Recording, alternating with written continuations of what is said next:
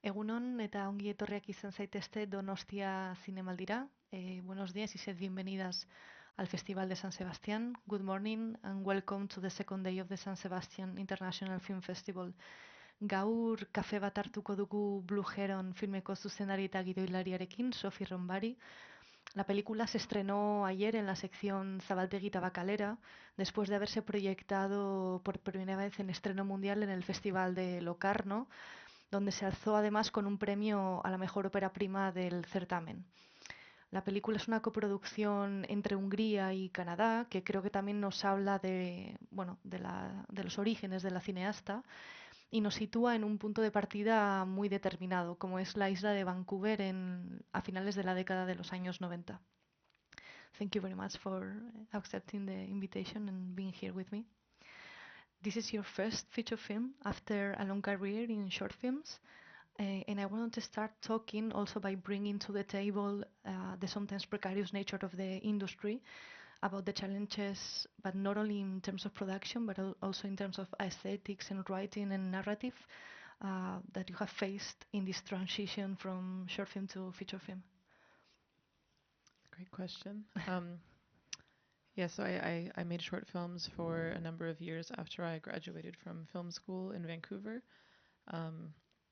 I did my undergrad and I graduated in 2014, and I started to make my own short films after this. I guess I think I made about maybe 10 short films or so, and all of these films were self-financed, which is to say no budget. Okay. Made with generous volunteer work from friends, or sometimes I was able to get a grant so I could pay people from the Canadian government, but many of the times it was either just one or two people, so it was very small, very sustainable, I guess. Yeah. And I was making films with what I had access to, which was oftentimes myself or my dog or laptops, things that I had around. And this was mostly a time in my life where I was finding my voice as a filmmaker, and I spent this period also, watching a lot of cinema, and like this was more effective than film school, actually. I think just watching lots of cinema that was, very educational. But then I did my master's as well, and during this time, I was able to get some financing through the school and through the government. So I basically piecing things together throughout the last 10 years between government grants and school and editing work. And so it is a precarious and kind of unsustainable career. But then to make a feature, it actually is a much bigger commitment. So your time is taken, and to find a way to make this balance work is it's very difficult. I could give a whole lecture on just this topic probably. Yeah, but right now I am working at a cinema to make a living as a supervisor. Yeah. I would like also to continue with the evocative title of the film, Blue Heron, which, by the way, is also the same bird that gives its title of the last film of Hayao Miyazaki's. And I wanted to ask you, how would you describe the film to someone who hasn't seen the film based on its title? It's interesting because the title actually had no meaning initially. It was just a title that kind of dropped into my mind, and then I found a reason to okay. Include this in the narrative. So this it became actually a very strong narrative device, but it was not. This part was not at all biographical, and I was just very drawn to the bird and the shape and the sound of the words. It just felt right, and so I found a reason. And I think so the film kind of met the needs of the title and not the other way around. Mm-hmm. But then I think also this title can be a little bit of a play on words, because it's like the opposite of like a red herring, mm-hmm. a blue heron. So it's like what you don't think, what you think the film might be about, it's actually not. And so with this main character being sort of strange protagonist, as we spoke about yesterday in the Q&A. It's like she's not really the main character. But then I think you could also find metaphor through Jeremy as these bird-like creature, and but anyway, there was a lot of different ways that this title found me, and I just decided to allow it. Yeah. Yeah. Yesterday we also talked about this like kind of metamorphic form of the film because it goes from like a fiction to another fiction actually, but with techniques of like observationalism or documentary techniques, and also ends with the fiction kind of entering the fiction. So I wanted to ask you about how did you manage to write this? I think I'm always drawn to metatextual Okay. form within film. It's something that I like the act of acknowledgement with the camera, like to say to the audience that this is a film, but I'm going to do my best to be authentic. And so, because to me this is at the root of all cinema, documentary or fiction, is that it's a inherently false, but doesn't mean it's not honest. I think that when people talk about truth in cinema and documentary, I disagree. That I think it's all in many ways just different forms of um, fiction, and I think documentary uses tools.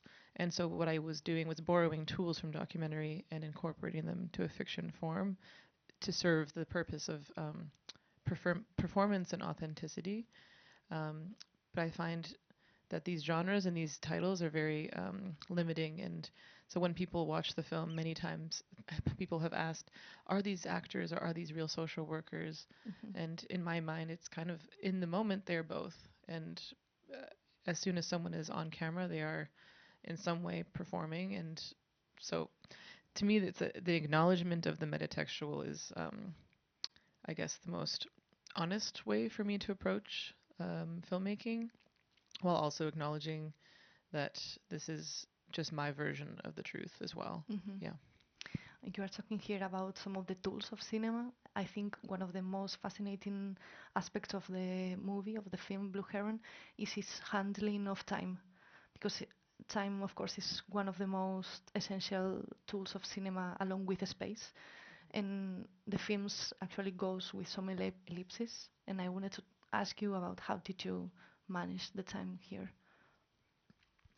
I think, yeah, I agree. Like cinema is an opportunity to have total freedom of time. You can pause a moment, you can stretch a moment, you can prolong something that was very quick, um, or make something seem like it never existed. It's there's just it has a very magical quality, and I think that's why it's such a useful art form for talking about memory. And Mm-hmm. I think when I approached this time jump, for me it was actually quite.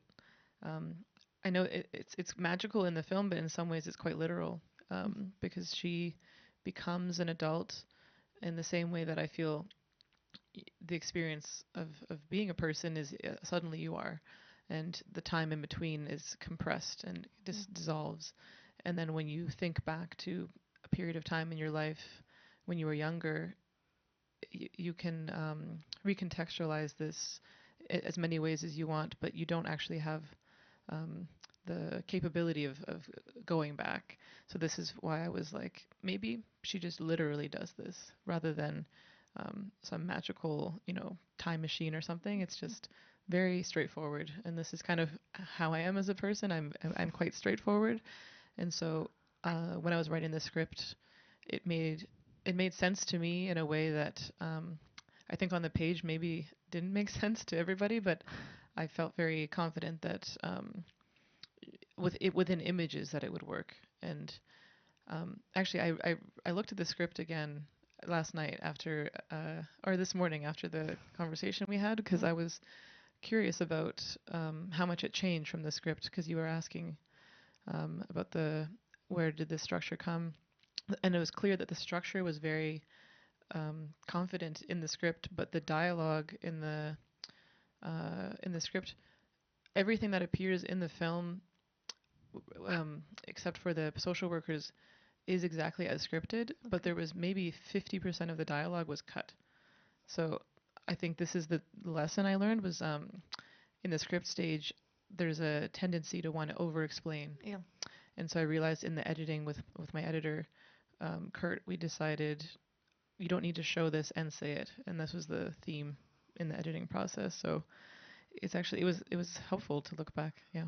Yeah, we didn't discuss this yesterday specifically, but I wanted to ask you about the casting process because I believe the film combines professional actors but also like new talents or yeah, and also how did you put this with the whole like Hungarian aspect of the film?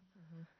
Yeah, it was a quite a complex and specific approach because of course for a film that is about a family, it's very important that this is something that you believe when you're watching the movie, that you believe this is a family. It's nothing worse when you're watching a movie and you don't buy these ties between people. And so the first one we cast was the young Sasha, played by Eylül Gavan. She's Turkish. And actually, almost everybody in the film is an immigrant Okay. and from very different places. But um, this was her first role, and I saw her first audition, and it was very clear, very evident that she's actually a very talented actor. But then once we had her, we were able to ground the sort of genetic, approach to finding the parents. So we had to find parents that would believably be her parents.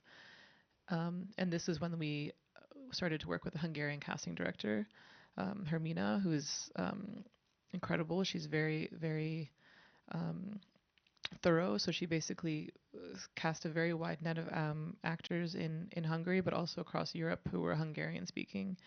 And then after we narrowed down some of the roles for each parent, she did um,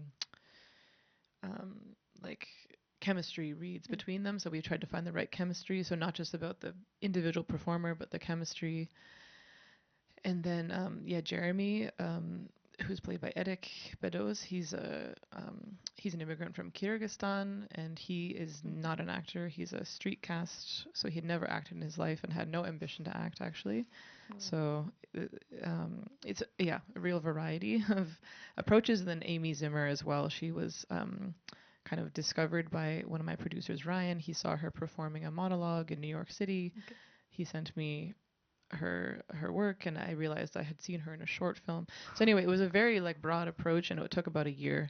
Wow. And I really was I was not going to shoot the film until I was very confident about this cast, because I think sometimes people leave this to the last minute, and for me, this the whole film is really like Yeah. performance. Yeah. Yeah. I wanted like to end the Q&A or the discussion by asking you because yesterday we talked about your like kind of references when working towards the film, and I know some filmmakers don't want to watch like films while they are like writing or while they are shooting, but I wanted to ask you if you actually have seen some films, not only in the writing process but maybe in the editing process, if you also like feel I don't know like I think I watched less movies than ever in my life in the last year since I've been working on the film. But leading up to the film, I was watching a lot. Um, I do think making your own film does make you a much more cynical viewer, okay. especially of contemporary film, because it's hard to not think about how did they get the funding for this and da, da, da. So your mind starts to go to these like logistical places that is not nice for watching. But I did watch a lot of not as contemporary work that was helpful in the process of writing. And I was watching a lot of Robert Altman movies actually in the lead up to the shooting, because we were planning to use these long lenses and sort of shoot in this similar, not style necessarily, but the approach of having master shots that are one take Mhm. and not breaking the motion. Yeah. So obviously very different movies, but Shortcuts was actually a really good point of reference for myself and my cinematographer. Yeah. Well, yeah. Thank you very much for the Q&A, but also because of your special film. Os vamos a dejar ahora con un fragmento de la película y os invitamos, por supuesto, a recoger alguna de las proyecciones que todavía quedan de la película. Es que ricasco. Oh no! Can I run through it? It's fine. Oh, no. Let's keep it going. Go so fast! Guys, look how fast it's going! Oh, it's going! It's going! Wait, she's gonna pick it up and pop it this time. Yeah, Jessica! Emma! Becky! Stop it! Okay. Okay, pick it up! I tried! Pick it up! Don't hold on! Pick it up! 3!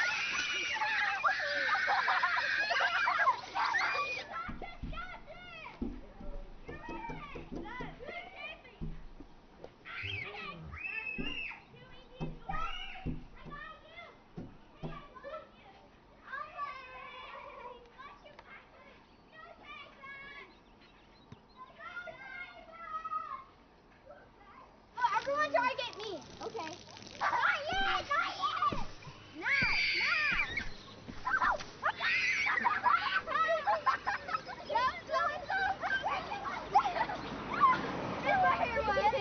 Yeah! It's really good! Can you hold this phone?